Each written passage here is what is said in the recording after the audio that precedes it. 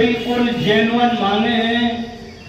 जिस व्यक्ति का घर मकान या जिस गांव गली में नाली नहीं होगी, परेशानी का सबब बनना स्वाभाविक होगा। स्वच्छता का कार्यक्रम हमारी केंद्र सरकार के द्वारा बड़े पैमाने के साथ चलाया जाता है। मैं जानना चाहता हूं क्या ऑर्डन पड़रिया गांव में जो मुख्य सड़क है उस सड़क पर क्या गंदगी नहीं हो रही है, नाली बंद नहीं है, क्या प्रशासनिक अधिकारियों ने उस पर कोई ठोस संज्ञान लिया है? मैं जानना चाहता हूं इस बात को। और मैं मीडिया के लोगों के द्वारा ये भी बताना चाहता हूं कि इन प्रशासनिक अधिकारियों को बता दीजिए कि ये शासन तख्त बदल गया और राज्य बदल गए। पहले जैसे अब अध्यक्ष नहीं है, अध्यक्षों की ऊर्जावान अध्यक्ष है, उनकी कार्यकारिणी ऊर्जावान है। आप लोग हमें किसी भी इल्लीगल कार्य के लिए बाध्य न करें। हम 19 तारीख से पहले आपको 13/6 में नोटिस दिया था कि आप विधिवत कार्य करते हैं। उसके बाद आप लोगों के कान पे कोई जू नहीं रहेंगी है। मैंने 20 तारीख से हम अनवरत हड़ताल पर हैं, लेकिन प्रशासनिक अधिकारी अभी भी हमारी पूरी हड़ताल को मजाक के रूप में ले रहे हैं। मैं जानना चाहता हूं क्या इसी तरीके का अगर प्रशासनिक रवैया रहा तो मैं अपने अधिवक्ता साथियों से कहना चाहता हूं कि कल से इसी कार्यालय पर हमारा क्रमिक अनशन के रूप में धरना प्रदर्शन जारी रहेगा। और मैं आप सभी को अवगत कराना चाहता हूं कि जेन्युइन समस्याओं को जब आप सुलझाना नहीं चाहते तो आप प्रशासनिक अधिकारी किस बात के हैं? आज मेरी मांग नाली की मांग है या किसी बहन बेटी की इज्जत आबरू की मांग है? जहां बहन बेटी की इज्जत लूटी जा रही हो, जहां बहन बेटी का उत्पीड़न किया जा रहा हो, वहां का कोतवाल ये कहता है कि यहाँ 307 धारा नहीं बनती है। अरे भाई, अभी बिछवा का मामला आया था, इन लोगों ने मुकदमा दर्ज नहीं किया, हरिजन लोग थे, मुकदमे में वो लड़का वो बूढ़ा व्यक्ति मर गया, उस बुड्ढे ने यहाँ पर लाके डेड बॉडी रखी, लेकिन प्रशासनिक अधिकारियों ने उसकी कोई भी परवाह नहीं की। कल भी इसी तरीके का मामला आया था, अलीपुर का था, कुरौली का था, और मैं आज भी सुबह मामला आए थे। जब संगीन बातें होती हैं, टूट फूट करके लोग, जिला प्रशासन आता है, जिला पर तभी आता है जब वहां के लोग, वहां के दरोगा, वहां के छोटे छोटे कर्मचारी जब सुनवाई नहीं करते हैं, तब जिला प्रशासन के ऊपर भीड़ बढ़ती है, भीड़ का दबाव यहाँ के अधिकारी बढ़वाते हैं। तो मैं ये कहना चाहता हूँ कि छोटी छोटी समस्याओं को तूल न पकड़ाइए, और तूल पकड़ाने से नुकसान होगा।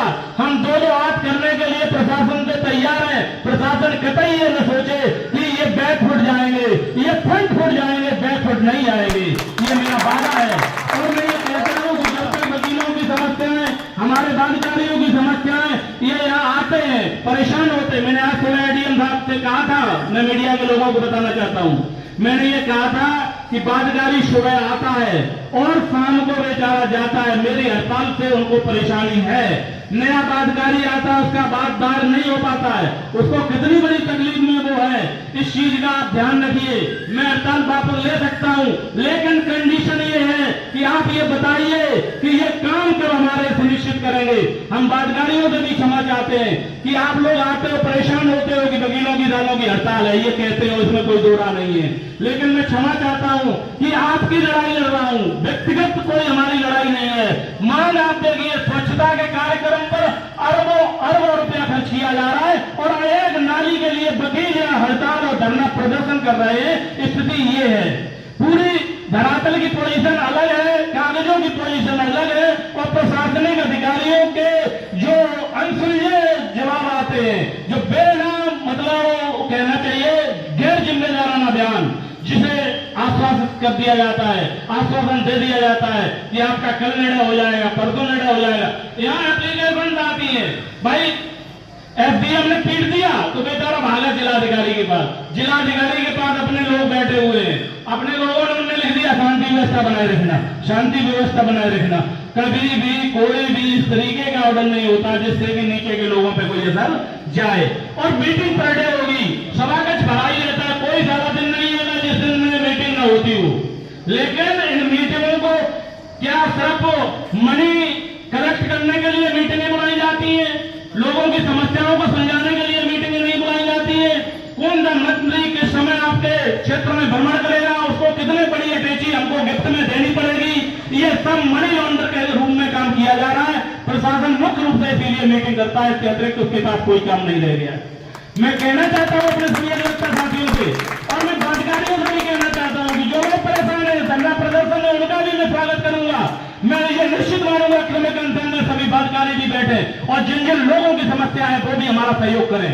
और मैं ये क्रमिक अनशन हमारी आज बार एसोसिएशन की मीटिंग में निश्चित हो जाएगा और मैं ये बताना चाहता हूं कि अब क्रमिक अनशन की स्थिति पैदा हो चुकी है, क्योंकि हम लोग एक सप्ताह से कार्यरत हैं हड़ताल और धरना प्रदर्शन पर। हम प्रशासन पर अपना कोई इस तरीके का दबाव नहीं बना पा रहे कि प्रशासन कोई काम करे।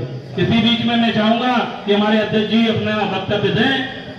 साथियों, हमारे बीच हमारे छोटे भाई श्री संजीव यादव जी ने काफी समस्याओं पर क्रमिक रूप से प्रकाश डाला है और ये निश्चित रूप से सिद्ध हो रहा है कि हमारे जिला प्रशासन और पुलिस प्रशासन निश्चित रूप से समस्याओं का निराकरण करने के लिए कोई काम नहीं कर रहे हैं। काम कर रहे हैं तो सिर्फ धन उगाही के लिए कर रहे हैं, जहां देखते हैं कि मनी अर्जित हो रहा है और शासन को उनकी योजना के अनुसार जो उनका लक्ष्य दिया जाता है वो उतनी लक्ष्य की वसूली करके तो दे देते हैं। उसके उपरांत यहाँ जन सामान्य के लोगों की समस्याओं का निराकरण के संबंध में ना ही कोई टारगेट इनको मिलता है और ना ही समाधान करते हैं और ना ही समाधान करने के लिए कभी ये प्रेरित होते हैं। तो निश्चित रूप से अगर ये कहा जाए कि इनसे न्याय की उम्मीद है, मेरी समझ में जो हम लोग 15 दिन से देख रहे हैं ये न्याय देने की उपस्थिति में नहीं है और ना ही उस परिस्थिति में आ रहे हैं और ना ही प्रयास कर रहे हैं।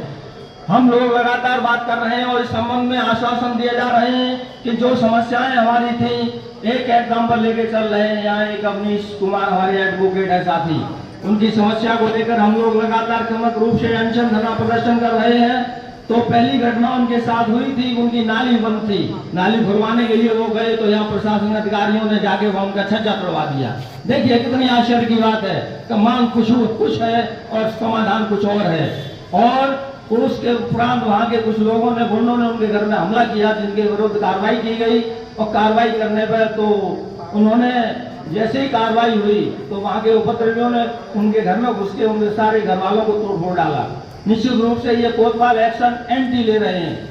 हम लोग ये सोचते हैं कि जिला प्रशासन तो पुलिस प्रशासन का काम होता है शांति व्यवस्था कायम रखना, लेकिन शांति व्यवस्था कायम रखने के बजाय वो घटनाओं को अंजाम देने में अपना पूरी ताकत लगा देते हैं। निश्चित रूप से हम लोग इस निष्कर्ष पर पहुंचे हैं कि जो पुलिस व्यवस्था शांति व्यवस्था देने के लिए होती है, पुलिस शासन व्यवस्था, तो पुलिस प्रशासन शांति न करके वहां दंगा करवाते हैं। ऐसे अधिकारियों के खिलाफ हमको कार्रवाई करने के लिए हम लोग माननीय जिलाधिकारी माननीय कप्तान साहब से मिलने आए थे, लेकिन आज दुख के साथ मुझे कहना पड़ रहा है जिलाधिकारी भी उपस्थित नहीं है और ना ही पुलिस अधीक्षक महोदय उपस्थित है। तो ये अपने मीडिया के भाइयों के माध्यम से ये कहना चाह रहे हैं, ये आवाज मेरी जानी चाहिए न्यूज़पेपर न्यूज चैनल पे कि हम लोग जो इन पुलिस अधिकारी और प्रशासन अधिकारियों से पीड़ित हैं उसके संबंध में हमारा ज्ञापन और सूचना और न्यूज़पेपर में हमारा प्रसारण जाना चाहिए हमारी मांगों के लिए, ताकि जिला प्रशासन की कान खुले तो ये हमारी समस्याओं पर निराकरण करें। भाई हम लोग इतने दिनों से अपने कार्य में हड़ताल लिए हुए अपने कार्य से वंचित हैं और इसमें हमारे बातकारी भी परेशान हो रहे हैं। निश्चित रूप से इनमें उत्तरदायी प्रशासन अधिकारी और पुलिस अधिकारी हैं, न कि हम लोग हैं। भाई हम लोग तो समस्याएं बातकारियों की निपटाते हैं, लेकिन अभी तो हमारे साथियों पर ही परेशानी आ गई, क्योंकि पुलिस प्रशासन और जिला प्रशासन समस्याओं का निराकरण स्थायी रूप से नहीं करना चाहते हैं। इसलिए इन बिंदुओं पर हम लोगों को विचार करना होगा और संघर्ष की राय तय करना होगा और रास्ता भी तय करना होगा। यदि ये लोग बात हम लोगों की नहीं सुनते हैं और तो हम लोग इस धरना प्रदर्शन को रोक करेंगे और इस हद तक ले जाएंगे कि हम इसे क्रमिक रूप से अनशन का रूप धारण करेंगे। और इस क्रम में हमारे साथी आगे प्रदर्शन करते हुए अपने केंद्र कक्षी तरफ जाएंगे और मांग करेंगे। कल हम लोग यहाँ रेगुलर प्रदर्शन करेंगे, जिलाधिकारी से मांग करेंगे हमारी समस्याओं पर निराकरण करें, अन्यथा हम लोग प्रदेश स्तर पर इस धरनाओं प्रदर्शन को ले जाएंगे। जय हिंद, जय भारत। जिंदाबाद जिंदाबाद जिंदाबाद वकील एकता जो जुल्म की टक्कर में जुल्म की टक्कर में वकील एकता